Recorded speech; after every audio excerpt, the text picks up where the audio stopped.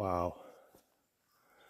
I was just trying to get some pictures of a woodpecker, and I had a wood martin, or a martin, I think that's what this animal's called, pass over the trail. Now, a lot of people get confused. It is of the weasel family, but where a normal weasel that is turning white and then going to red during the summer, this one is quite a bit larger. I would say it's closer to, say, a little bit even bigger than a mink. And this one was about 2 feet in length, stood about maybe 8 inches high, quite a long cylindrical body, and he was on the move.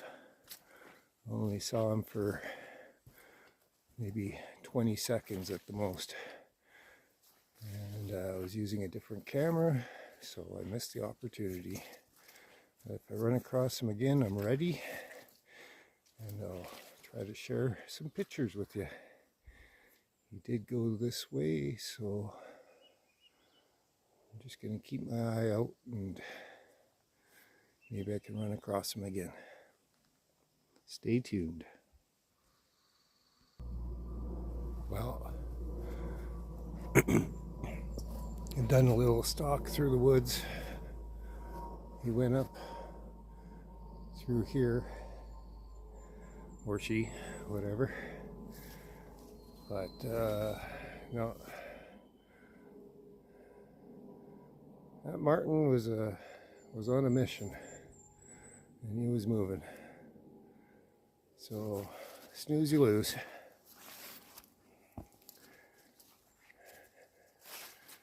Everything seems to be moving pretty quick in the woods lately.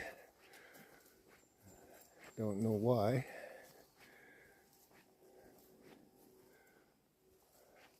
But yeah, you know, magical things happen in the breath of a moment. And you know, to be a photographer, I find it's just as challenging to be on the game and to be ready and get that shot in. Just like a hunter, you know, a lot of times I'll have the count of 3, and if I haven't lined up and made it count at that point, it's usually too late. Barring the, you know, absolutely magical moment where it's an offering. No, that varmint was on a mission, and I lost sight of him in the undergrowth, and like I said, he was big, about 2 feet by 8 inches tall, and going. And that's without the tail. Really dark red, brown, almost a mahogany look to his coat. And I tried calling and things like that, but nope, not interested. Gotta go. So snooze you lose. I guess you had to be here. I'll catch up to you a little later.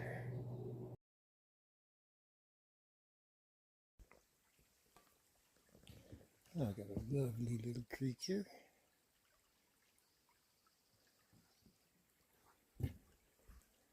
And true to form, as I'm trying to stalk up the trail here, I paused for a moment, and a white-tailed deer walked out in front of me. I had the count of 3, and she was gone into the woods and never to be seen again. Oh well. why it's so important. If you want to share these things, you know, it's one thing to be along the road. You're not a two-legger at that point, and you don't seem to pose a threat. You're not like a predator walking the woods.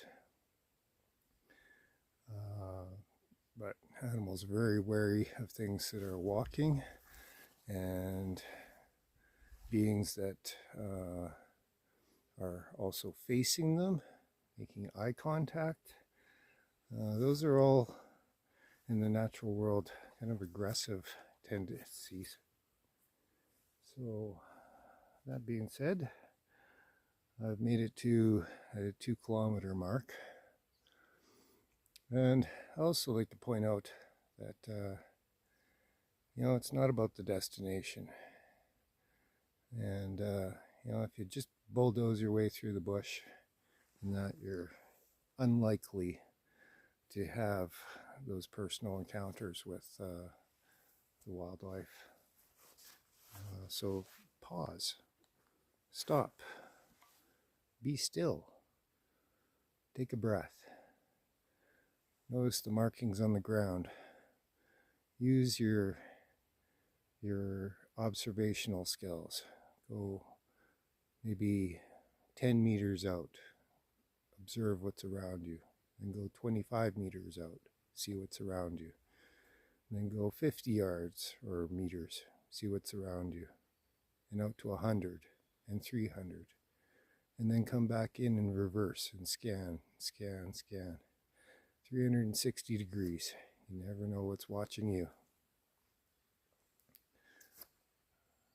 A lot of people have taken to putting a GoPro on their backpack to get a footage of what's behind them.